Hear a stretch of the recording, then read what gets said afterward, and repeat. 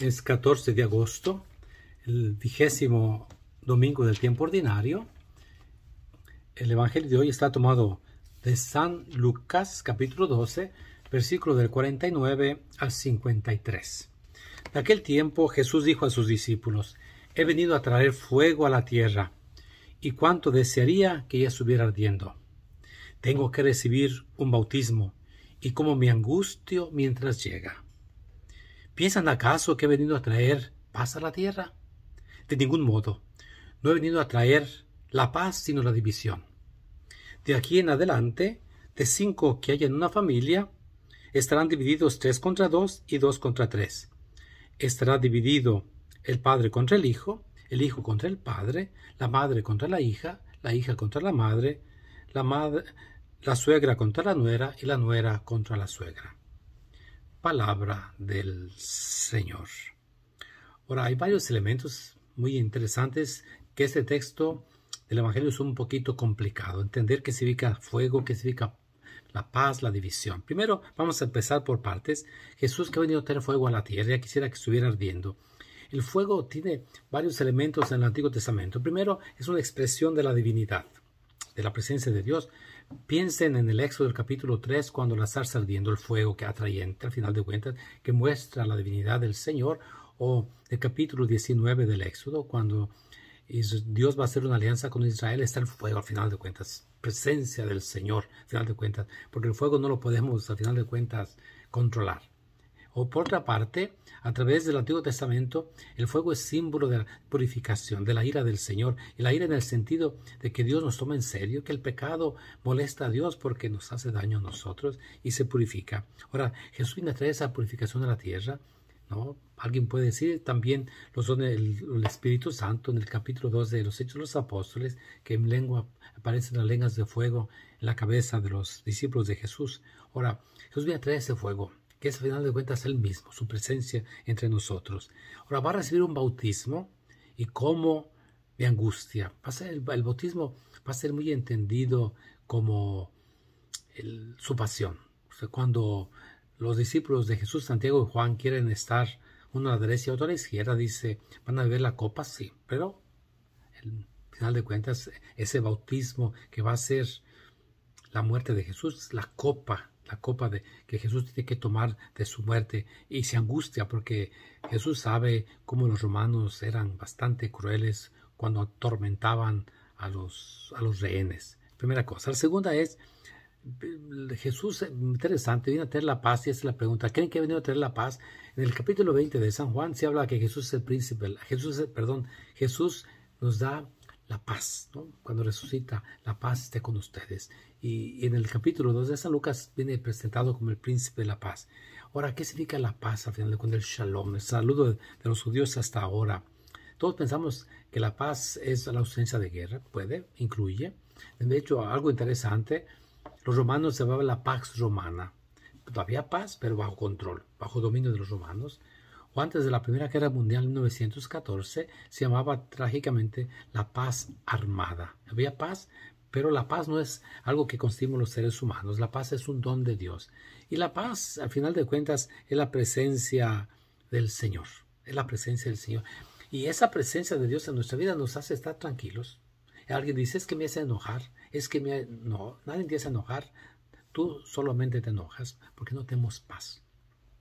Y la paz es estar en la presencia del Señor, tener esa interioridad fuerte que nos hace estar bien con nosotros y bien con los demás, que dejemos que los demás no nos molesten, pero lleva a una decisión. Saben, a veces en las familias no quiere, como se dice, no que se quiere crear problemas, y hay una cierta paz, una cierta tranquilidad, pero por debajo uno se da cuenta que hay broncas y problemas. Jesús viene a que hagamos una decisión. ¿Estamos con Él o estamos contra Él?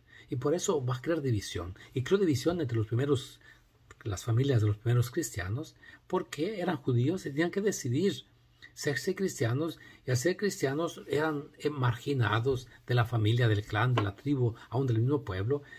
Seguir a Jesús era algo complejo. Es seguir a uno que murió en la cruz como un criminal, y a los primeros cristianos los marginaban, los dejaban de lado, al final de cuentas.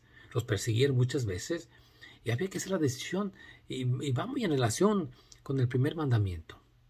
Amar a Dios sobre todas las cosas es más importante que amar a la familia. Y más me convenzo que si no amamos a Dios sobre todas las cosas, no vamos a amar a la familia con amor desinteresado. No, porque muchos ponen el amor a Dios y el amor a la familia como contrastantes. No, el amor originante es Dios. Lo dice la primera carta de San Juan, el capítulo 4, versículo 8. Dios es amor, es el amor originante. Si Dios es amor y yo soy hijo de Él, soy amor también. Y por eso, amándolo a Él, respetándolo, Él va por delante de todas las cosas, de todas mis decisiones, y tiene que ser el centro de mi vida. Y eso va a crear divisiones, porque los demás no van a aceptar mi decisión de vida. ¿Cuántas veces le digo, por qué no le dices a tu hijo que venga a misa? Es que si le digo se molesta, y es grande, y es adulto. Y no queremos ser complacientes, muy conformistas, no queremos no crear problemas, pero al final de cuentas ni estamos con Dios ni estamos con el diablo. Estamos a la mitad. Y hay que decidir. Es más importante Dios que tu cónyuge, es más importante Dios que tus hijos, es más importante Dios que tu trabajo, que tus familiares. Al final de cuentas, Dios es el más importante. Y creo que la segunda lectura de hoy, que es la carta a los Hebreos, nos puede decir alguna cosa así en la mente, final de cuentas. Fíjense, dejemos todo lo que nos estorba. ¿Qué es lo que nos estorba para seguir a Jesús? Para ser radicales. Puede ser tu trabajo, puede ser el celular, puede ser la pornografía, puede ser tu envidia, puede ser tus cosas, pueden ser hasta tus familia, tus amigos. ¿Qué te estorba? ¿Qué es lo que te frena para seguir hacia el Señor? Segunda cosa, librémonos del pecado que nos ata, ese pecado que nos amarra. Se han puesto a pensar, poner un carro, quererlo caminar y que lo tengas amarrado. Y la aceleras y no, amarrando un poste de esos que no se puede, de la luz, que no puedes mover. El pecado hay que tomarlo bien en serio, que nos amarra y nos quita la libertad, ¿no? Por eso hay que correr con perseverancia, al final de cuentas, no cansarnos ni perder el ánimo, dice la carta a los Hebreos, caminar hacia adelante, lanzarnos hacia adelante. Y siempre, y creo que esa es la frase, fija la mirada en Jesús. Ahí va todo. Fija la mirada en Jesús. Nuestros ojos tienen que ver a Jesús y solamente a Jesús.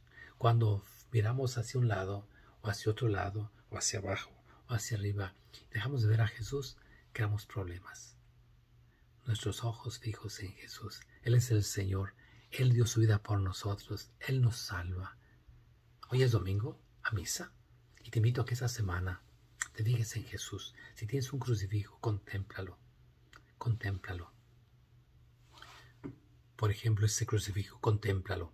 Saben, ese crucifijo ha estado conmigo desde julio de 1977. Me ha acompañado por todas partes. Ya tiene conmigo 45 años este crucifijo. Es algo importante, ¿verdad que sí? Las cosas importantes uno las guarda. Me recuerdo este crucifijo. Contémplalo. Contempla un crucifijo en tu casa. Contémplalo. La mirada fija en Jesús. Fija la mirada en Jesús. Dios te bendiga, te muestre su rostro y te dé su paz hoy y siempre. Amén.